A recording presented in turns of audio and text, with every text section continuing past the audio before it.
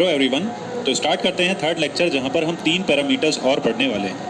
Total list देखें तो ये हमारे 9 पैरामीटर्स थे। रेडिएशन पैटर्न हमने पढ़ा। अब ये 3 पैरामीटर्स को हम कवर करने वाले हैं इस लेक्चर के अंदर। इन तीनों ही पैटर्न का आपस में रिलेशन है, इसलिए यहाँ पर इस लेक्चर में इसको साथ में रखा है। शुरू करने से पहले हम पढ़ लेते हैं सॉलिड एंगल के बारे में, कुछ बेसिक प्रिंसिपल के बारे में। ऐसी कुछ चीजें मैं बार बार आपको बताता हूँ हर लेक्चर में, ताकि आप उसको बेस बनाकर अपने कंसेप्ट को क्लियर कर पाएं। सॉलिड एंगल यहाँ पर अगर सपोज एक स्फीयर आप कंसीडर करें, this is a sphere 3D, इसको अज्यूम करें 2D, तो यहाँ पर एक कोन क्रिएट करें सेंटर से, जिस तरह मैंने स्फेरिकल कोऑर्डिनेट सिस्टम के अंदर बताया था। तो जो एंगल यहाँ सेंटर पर बनता है, इस एंगल को हम सॉलिड एंगल बोलते हैं। ये 2D डायमेंशन का एंगल नहीं है थीटा, ये हमारा 3D डायमेंशन के अंदर होता है। इसका एरिया जो होता है, हम अज्यूम करते हैं कि एक स्क्वायर है जिसका लेंथ r है, तो area of this particular circle, this area is called r square. इसलिए ds को हमने r स्क्वायर लिया, और एक स्फीयर के अंदर टोटल 4 पाई स्क्वायर रेडियंस होते हैं, तो टोटल एरिया इसका हो जाएगा स्फीयर का, वो होता है 4 pi r square as usual, जैसा आप पढ़ते आए हैं। तो ये थी कुछ कंसेप्ट। साथ ही साथ एक और कंसेप्ट मैं आपके सामने देता हूँ।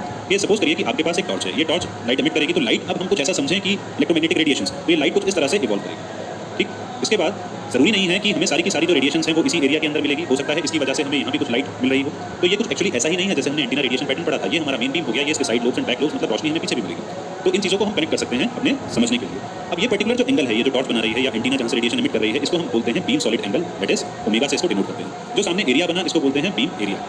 इन दोनों को ही क्यों लिया? क्योंकि यहाँ पर इंटेंसिटी क्या है, मैक्सिमम है। तो दूसरी टर्म आ गई, इंटेंसिटी यहाँ पर मैक्सिमम है। अब इंटेंसिटी अगर यहाँ पर कैलकुलेट करना चाह रहे हैं हम इस एंगल ओमेगा के करस्पॉन्डिंगली, तो हम ये भी बता सकते हैं कि ओवरऑल पावर तो विड्रॉ हुई हमारी x, और मैक्सिमम हमें जहाँ पर लेना चाह रहे हैं वहाँ पर है y। That means y by x भी हम क्या बता सकते हैं, उसकी एफिशिएंसी को भी कैलकुलेट कर सकते हैं। दैट्स व्हाई हमने ये तीनों टर्म को एक साथ अज्यूम किया और इसको अब लेक्चर में पढ़ने जा रहे हैं। तो शुरुआत करते हैं। लेट अस कंसीडर कि एक हमने आइसोट्रोपिक एंटीना को अज्यूम करते हैं, क्योंकि हमने उसको मैक्सिमम एफिशिएंसी को माना और उसको ही रेफरेंस लेके हमें चलना है। तो एक आइसोट्रोपिक एंटीना जो एक स्फीयर के सेंटर में रखा हुआ है, z एक्सिस के अलोंग हम ये कंसीडर कर रहे हैं कि बीम की मैक्सिमम रेडिएशन हमें मिले, मतलब मेन लोब हमारा z एक्सिस के करस्पॉन्डिंगली बने। तो अब अज्यूम करते हैं इस रेडियस स्फीयर का r।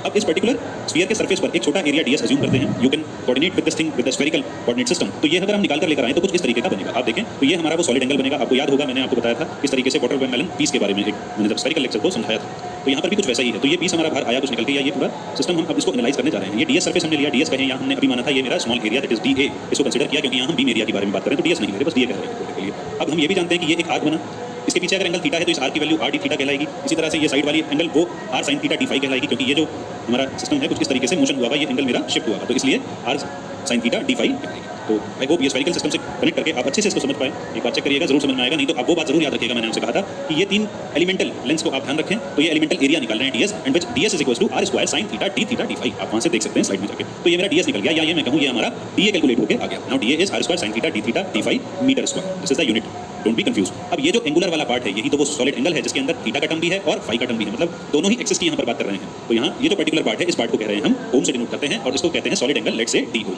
तो ये सॉलिड एंगल d ओम आ गया, which is equals to ds by r square, और we can say da by r square, दोनों में से कुछ भी ले सकते हैं, and that unit is steradian, और शॉर्ट में इसको sr से भी डिनोट करते हैं। अब बीम एरिया और बीम एंगल को डिफाइन कर लेते हैं। चलिए, दोनों ही लगभग सेम ही है एक्जेक्टली, बस बताने का तरीका अलग है। मैंने आपको बताया था ये जो हमारा रेडिएशन पैटर्न है, इस एरिया में क्या है, मैक्सिमम पावर यहाँ पर मिल रही है। तो the beam area is solid angle, जहाँ पर हमें पावर है वो मैक्सिमम मिले और कांस्टेंट मिले, और जहाँ पर मैक्सिमम और कांस्टेंट होगी उस पर्टिकुलर एंगल को हम ओमेगा से डिनोट कर रहे हैं, या फिर ओमेगा ए कह दिया, क्योंकि वो ओवरऑल की बात कर रहे हैं, डी ओमेगा नहीं, only omega, and that is denoted by omega A. So ये एंगल हो गया ओमेगा ए। ओके, अब इसको दूसरी तरीके से भी डिफाइन कर लेते हैं कि बीम सॉलिड एंगल क्या होता है। बीम सॉलिड एंगल वो एंगल होता है जहाँ पर ट्रांसमिटिंग एंटीना जो है वो ओवर द सरफेस हमें मैक्सिमम वैल्यू देता है। तो दोनों लगभग एक सी ही डेफिनेशन है, केवल बोलने का तरीका हमारा अलग अलग हो जा रहा है। अब इसकी हम इक्वेशन तो निकाल ही चुके हैं, d phi equals to ds by r square. Total area of the surface आप जानते हैं स्फीयर का, वो होता है 4 पाई r स्क्वायर, तो d phi will be equals to 4 pi steradians. तो ये हमारा d फाई निकल कर आ गया। इसी तरह से ओवरऑल फाई a की अगर बात करें, ओवरऑल वहाँ हमने d omega, please forget it, it's d omega. अगर डी ओमेगा की हम बात करें तो वो होगा theta HP and phi HP, दोनों मतलब थीटा और फाई दोनों ही केस में हम ले रहे हैं। मतलब एक तो हो गया ई प्लेन के करस्पॉन्डिंगली और एक हो गया एच प्लेन के करस्पॉन्डिंगली। आप इस डायग्राम से भी इसको देख सकते हैं, दोनों एंगल यहाँ पर कंसीडर किए हुए हैं, थीटा भी और फाई भी, इसलिए इन दोनों को हमने मल्टीप्लाई किया, तो ओवरऑल एंगल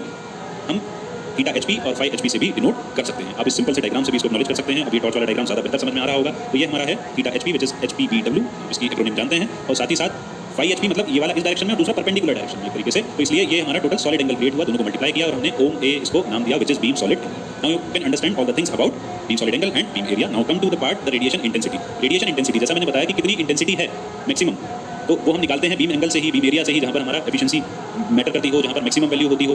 तो मेन लोब की बात करेंगे, इसको डिनोट करते हैं हम यू से, कैपिटल यू, या फिर ये सिंबल फाई से। Radiation intensity is defined as power per unit solid angle. हम अब इसको कुछ इस तरीके से समझें। आप यही डायग्राम को लीजिए, ये तो हो गया डी ओमेगा स्मॉल एंगल। आप समझ लीजिए कि आइसोट्रोपिक एंटीना है और कई सारी टॉर्च आप यहाँ पर लेकर खड़े हैं, तो आप कई सारे ऐसे पैटर्न्स बन सकते हैं, दैट मींस बी इनफाइनाइट और इन 3D ऑल्सो। तो ये क्या बता रहा है कि उन छोटे छोटे जो एंगल्स हैं वहाँ पर रेडिएशन की इंटेंसिटी क्या है। फाइन। सो ये हो गया हमारा वॉट्स पर रेडियन स्क्वायर, इसकी यूनिट हो गई।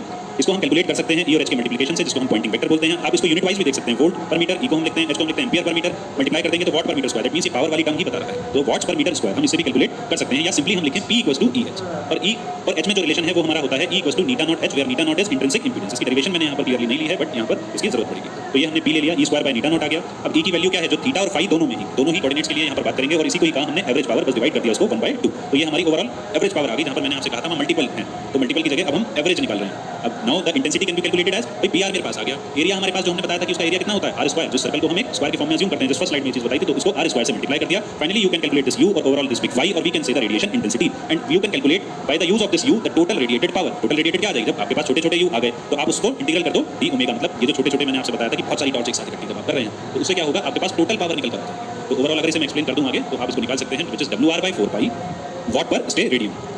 The last part of the lecture is beam efficiency, which is denoted by PE। Simple सी बात, मैंने आपसे बताया कि मेन लोब के अंदर x है, बाकी हमारी y है टोटल, तो हम निकाल सकते हैं एफिशिएंसी भी। पावर ट्रांसमिटेड और received with in own angle, एक पर्टिकुलर मेन लोब में जहां पर आप कैलकुलेट कर रहे हो या जहां आप अपनी एंटीना को डायरेक्ट किया हुआ है, और पावर ट्रांसमिटेड और received by the antenna, which is called as the beam efficiency and is denoted by PE। Is the easiest part of this lecture, ये आप इजीली समझ गए होंगे। जहां पर थीटा 1 जो है वो हमारा हाफ एंगल है, क्यों हाफ एंगल इसलिए लिया क्योंकि वहां E और H दोनों की बात है। जब इसको आप देखेंगे तो ये वाला जो कोन एंगल बनेगा, इस कोन का जो हाफ एंगल बनेगा, दिस इज थीटा 1। इसी फॉर्म में बीम एफिशिएंसी को निकालते हैं। आप एक्रोनिम्स में अगर कहें तो इसको हम omega m by omega a, omega a हो गया मेरा टोटल बीम एरिया, और जहां पर हमें चाहिए एक्चुअल में वो हो गया मेन एरिया, और इसको अगर डिवाइड कर देंगे तो हम उसको बीम एफिशिएंसी या शॉर्ट में इसको एप्सिलॉन m के नाम से भी हम जानते हैं। So this is all about the 3 parameters. यहां हम 4 पैरामीटर्स खत्म कर चुके हैं। नेक्स्ट लेक्चर में गेन और डायरेक्टिविटी के बारे में पढ़ेंगे, तब तक के लिए अपना ध्यान रखिए।